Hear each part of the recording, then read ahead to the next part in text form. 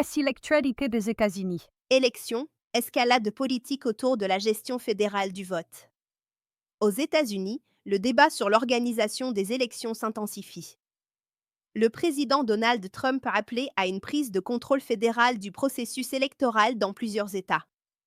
Des élus démocrates dénoncent une proposition contraire à la Constitution, rappelant que l'organisation des scrutins relève des États. Dans le même temps, le Parti démocrate annonce un programme national de mobilisation électorale ciblant plus d'1 million d'électeurs.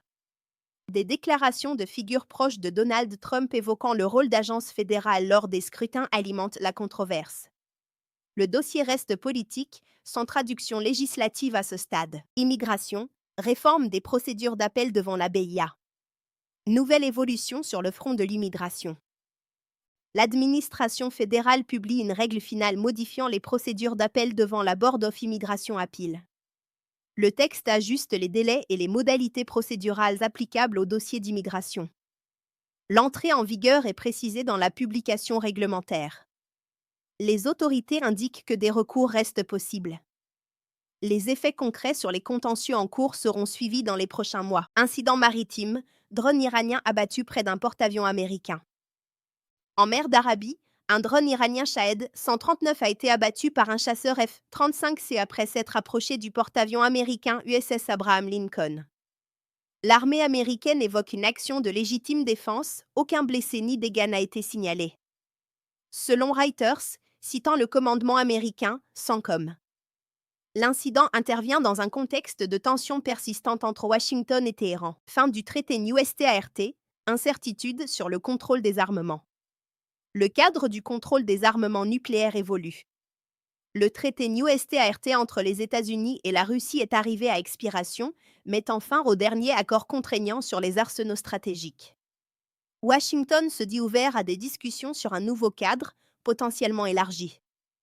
Moscou indique ne plus être lié par les obligations du traité. Les Nations Unies appellent à un dialogue pour préserver la stabilité stratégique. Inflation persistante, signaux prudents de la Fed, record à Wall Street.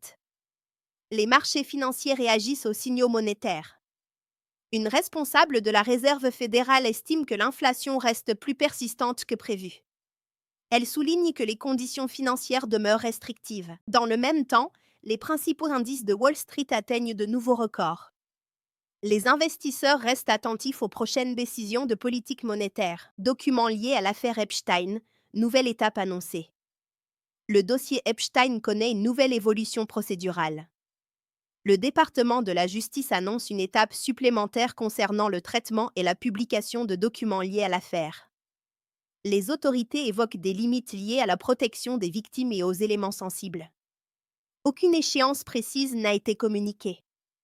Le dossier reste suivi par les juridictions fédérales. Disparition, le FBI offre une récompense de 50 000 $. Le FBI lance un nouvel appel à témoins. Une récompense de 50 000 $ est proposée pour toute information liée à la disparition de Nancy Guthrie. L'enquête fédérale est en cours. Les autorités invitent toute personne disposant d'éléments à se manifester. Retrait d'une vidéo controversée mentionnant Barack et Michelle Obama. Une vidéo signalée pour contenu trompeur a été retirée de plateforme en ligne. Le contenu mentionnait Barack Obama et Michelle Obama. Aucune procédure judiciaire n'a été annoncée à ce stade. Les intéressés n'ont pas réagi publiquement. Politique fédérale, Congrès, institutions. Washington, au Capitole, le Congrès et la Maison-Blanche poursuivent les négociations budgétaires après une prolongation de financement rapportée la veille afin d'éviter une nouvelle échéance critique. Les discussions portent sur le périmètre des crédits concernés et sur le calendrier des votes à venir, alors que l'objectif reste de stabiliser la trajectoire budgétaire fédérale. Les détails précis des arbitrages et des montants concernés demeurent à recouper à ce stade. Selon une plainte déposée à New York et rendue publique le dimanche 8 février 2026, une fillette de 18 mois détenue par les autorités migratoires aurait été renvoyée dans un centre de détention au Texas après une hospitalisation, sans accès continu à ses médicaments. La plainte évoque une perte de poids estimée à environ 10% et décrit des conditions sanitaires contestées dans l'établissement, tandis que le Department of Homeland Security et l'Immigration and Custom Enforcement n'ont pas répondu immédiatement aux accusations formulées. L'administration américaine annonce la conclusion d'un accord commercial entre les États-Unis et l'Inde, présenté comme une étape dans le renforcement des échanges bilatéraux.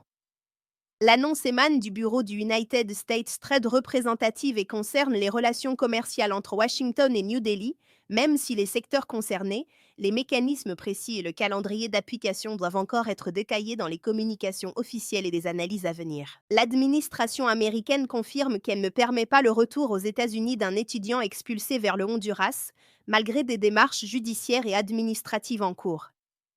L'affaire, suivie par ses soutiens et ses avocats, alimente un contentieux sur les procédures d'éloignement et sur l'exécution des décisions, alors que les juridictions restent saisies du dossier.